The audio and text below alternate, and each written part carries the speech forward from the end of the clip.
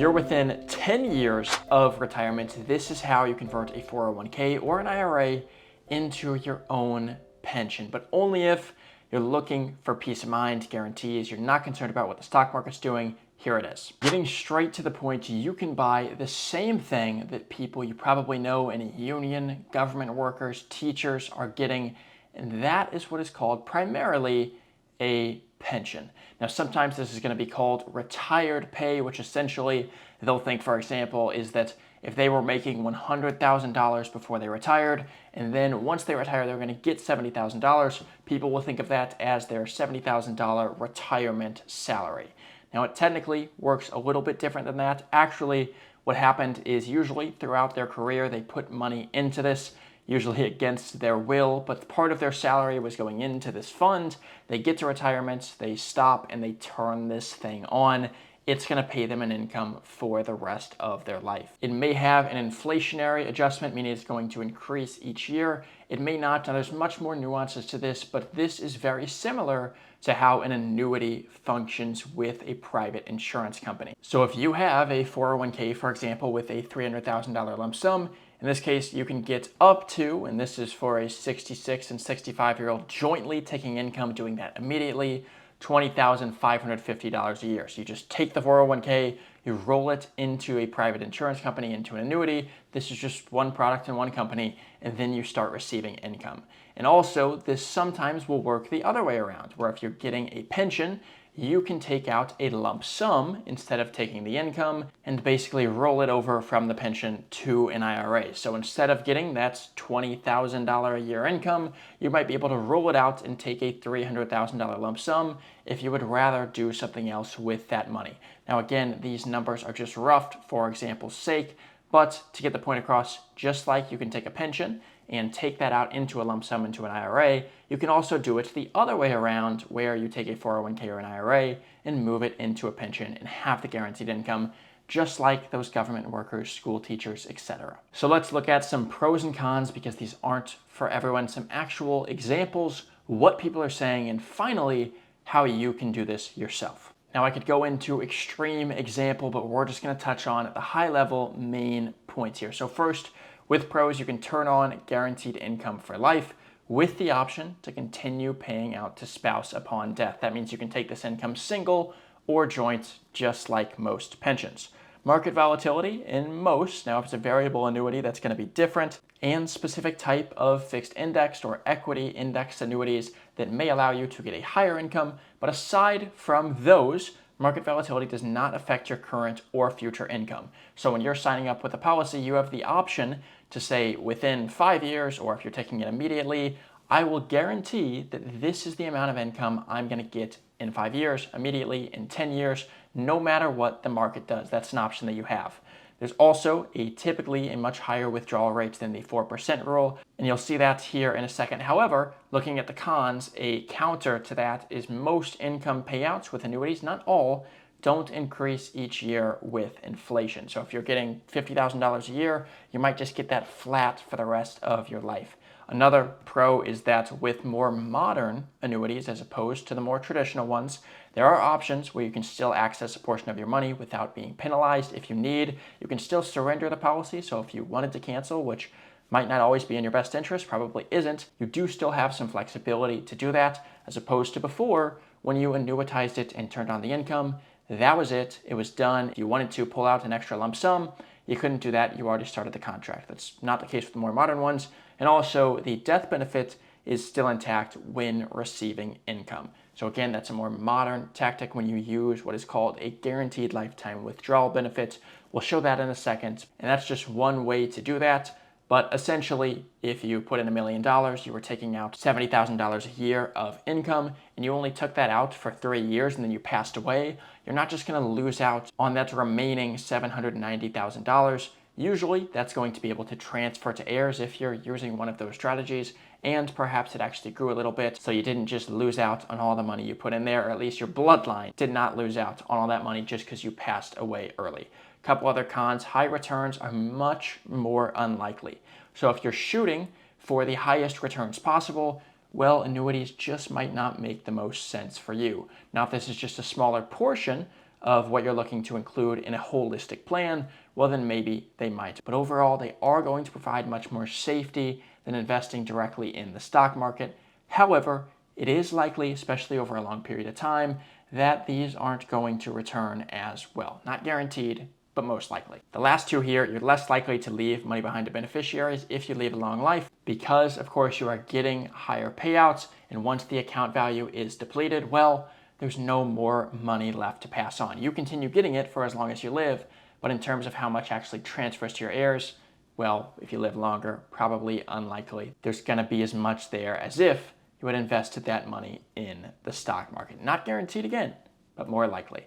Last thing, surrender period, usually meaning you can't access more than around 10%. This varies from company to company and product to product of your money without paying some sort of penalty. So if you need to access 20% of your money, even if you're already taking income for some sort of emergency, you're probably going to get penalized for after the 10% free, the other 10% you might pay penalties on. That's another reason why if you're getting an annuity, you do want to consider what other liquid cash you have if some sort of emergency or opportunity arose so that you didn't have to take penalties just to get access to that money. All right, here's 3 examples we're going to quickly go through. On the right, you can see the details. So this was that 66 and 65-year-old taking joint income and taking it immediately. That means if one of them passes away, the other one is going to continue getting the full amount of income for the rest of their life into perpetuity. There's no adjustment for inflation here. So the first line, this is just showing deferral years 0, so that's taking it immediately. They would get $21.316 thousand for the rest of their life if the premium was $311,000. And you can see if they continued to defer this out all the way through 10 years here on the left, how the amount of guaranteed income changes. And it's going to get better, of course, the older they get because, well, the less likely they are to live a much longer life. Second here is going to be a single immediate annuity taking at age 56. There is no inflation adjustment, and you can see if this person put in $275,000, again with the 0 years of deferral, they get $17.49 thousand. Now you can look again all the way 0 to 10 years on the right, how that would grow. It doesn't grow quite as quickly as the other one, and that again is because they were much older. Now you might notice this person is age 56. This is post-tax dollars. That's why this person is able to take this immediately, because otherwise if they were rolling over a 401k and trying to take it immediately, but it's still before 59 and a half, then they're going to get penalties. We obviously would not want that to be the case, but for this person putting in post-tax dollars, that's why we have a 56-year-old. And this is probably a rarer case of how someone this age would use an annuity. However, especially if you are trying to combat something like someone who doesn't have fantastic spending habits, they don't want to run out of money, and they've never really been a fantastic saver or budgeter, then that's where something like this might start to make sense. There's a clip of Shaquille O'Neal, the NBA player, saying if you're not very good with finances, learn this word, annuity.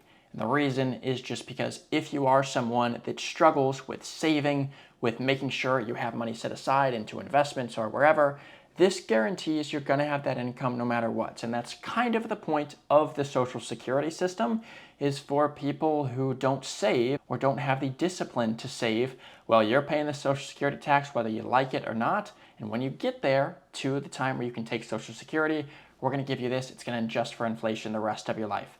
Now, personally not a fan of the system, but it does exist. We do have it. And there's kind of a similar philosophy as to why someone like this might get an annuity. The third example here is a client of mine. This person is actually undecided if they're going to take the income joint or single. At this time, they already purchased it. You didn't have to make that decision before you purchased the annuity, and it is deferred out. So it's already been just over a year with this specific annuity. The purchase price was $1 million. If they took it after 1 year of deferral, they would have got, so this is beginning of policy year 2, that's $72.67 thousand the rest of his life into perpetuity. That's taking it single though. Now he is now 61, so he purchased this just before he turned 60. It's now been a little over a year, so now he's 61, even though it hasn't quite been 2 full years. His spouse is 57 at the time of this being uploaded. Now there's no inflation adjustment here. Now, if he were to take it single, these are the payout things here. So we have all the way from year 2 through the beginning of policy year 6. But separately, if he were to take that money joint, I just put one example here, but for a spouse who just has an end of the year birthday, I just put in the end of the year because privacy reasons, and wanted to take this again at the date of upload. We have the annual income at a little above $59,000 guaranteed for the rest of their life. If he passes away first, the spouse continues to get the income. And again, that would be compared to, because this has grown a little bit since we passed the 1 year anniversary date, 59.1 joint would compare to about 73.2-ish thousand dollars for the rest of his life if he took it single. Those are some examples. Now I want to look at some comments from actual annuity owners. It's one thing for me to say it, it's another thing to hear it from people who purchase these annuities. Why are they doing this? Especially if they're able to get much higher returns, at least more likely in the stock market. What's the reasoning behind this? Now, I watched this video here. This is a CFP. His name is James Knoll. I'll actually link the video below. He does great work. Feel free to check out his channel. But it was, should I fund my retirement needs by purchasing an annuity? And he broke down someone's situation. They said, hey, I have this much coming in a pension.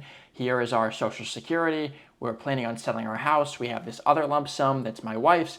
And we're just concerned if we want to have these goals, for example, of traveling, should we buy an annuity to kind of lock that in? And James very clearly kind of walks through the situation, shows they already have a lot of guaranteed income, and it really just depends on what their goals are. He makes a very strong case, kind of showing why for these people who already have all this guaranteed income, who have so much additional money, why it doesn't make a ton of sense necessarily for them to get an annuity. He doesn't necessarily say that it's a terrible idea, but he struggles to find a good reason, and I frankly agree with him. However, these comments I found very interesting because clearly the math is there. He kind of shows that. Let's take a look at what some people are saying. So the first person says, hey, I bought an annuity years ago for the fixed income it will provide, coupled with Social Security. I'll have a solid fixed income in retirement regardless of what the market does to my other investments. So this person clearly has other things on top of the annuity, and they were guaranteeing their baseline coupled with Social Security. So maybe James' point for the couple that he was reviewing was you kind of already have this high baseline because you have Social Security and you have some other pensions already. Second point, having annuities as an option depends largely on the personalities of the retirees. For those who value security over market volatility, where earnings can dip, annuities serve to offer the bedrock for daily essentials over which other investment incomes are built on top. Next person says, I always assume that someone telling me that an annuity is great is also someone selling me an annuity. The next person says, I went the path of having a hybrid, and this is actually what the person was asking in the video, of kind of doing half into an IRA / fixed annuity and half into the market just so they have that peace of mind. I did it for peace of mind to alleviate the stress of money management. It's there. You're getting the check every month. Not much you really have to think about or many options you have. It's coming to you whether you like it or not. So maybe some stress alleviated there in money management, like they said. And then last comment I want to look at here, this person says, as a saving overachiever, it can be really hard to transition from the accumulation phase to the enjoy it phase of life. An annuity can be a great crutch to convert savings into freedom. May not be the best financial decision, but converting a portion of your ample savings into a forced income stream can be a great quality of life decision. As you can see here, none of these comments are doing it for the returns, but all those reasons we just listed. And one last comment here to further this point, this person said income annuities have become extremely popular with retirees in the last few years, which is true. Fixed index annuities, for example, from 2021 to 2024 are up around 100%. People like guaranteed income. There are a number of circumstances that need to be studied to make the right decision. Don't jump right into it, but don't rule it out either. We love ours. So again, it's clear that even the people who are getting them are aware of the many critiques of annuities and all of the arguments against them. However, like this person said, people like guaranteed income. They like not having risks in the stock market. Don't rule it out. See if it makes sense for you. Lastly, here's 4 simple steps on how you can do this. So overview the situation, determine your goals. Are you looking for more guaranteed income? How much do you already have? What's your risk tolerance? Again, are you trying to earn the highest possible rate of return? Are you more so just looking for that peace of mind there? Is a big goal of yours leaving behind a legacy or money to heirs? If that's the case, again, consider your options and the probability of this happening. Once you've kind of determined those goals and you think you've made a decision, you know that you want the peace of mind, the guarantees, you kind of want things sorted in terms of your income side so that you can focus on the things that matter most to you, your faith, your family, etc., then that's where we're going to surf different products and companies and find one that best fits those goals. There's a lot of different types. Are you looking for a more growth-oriented product, immediate income, deferred income? It matters, even though I showed, for example, one product there that, hey, if you took it immediately, here's what it is, but you could also defer it out. If you make the decision beforehand of if you're going to defer it or if it's going to be immediate, then there's going to be products that are specifically designed for that, even though others can do that, that offer better guarantees in terms of how much income you can receive. So that's another consideration. And then finally, do you want to just keep your options open? Maybe you're just going to let this ride out. Maybe you're going to turn it on at some point. There's also choices that have a lot of benefits for this approach. Then you're going to apply for one. And finally, you got to wait. There's paperwork. You're going to transfer funds, etc. And then you have your annuity. Hopefully, this video was helpful. If you did find it helpful, please do subscribe. I release videos twice a week going into great detail on all things retirement strategies outside of the stock market. So subscribe, and I will see you in a future video.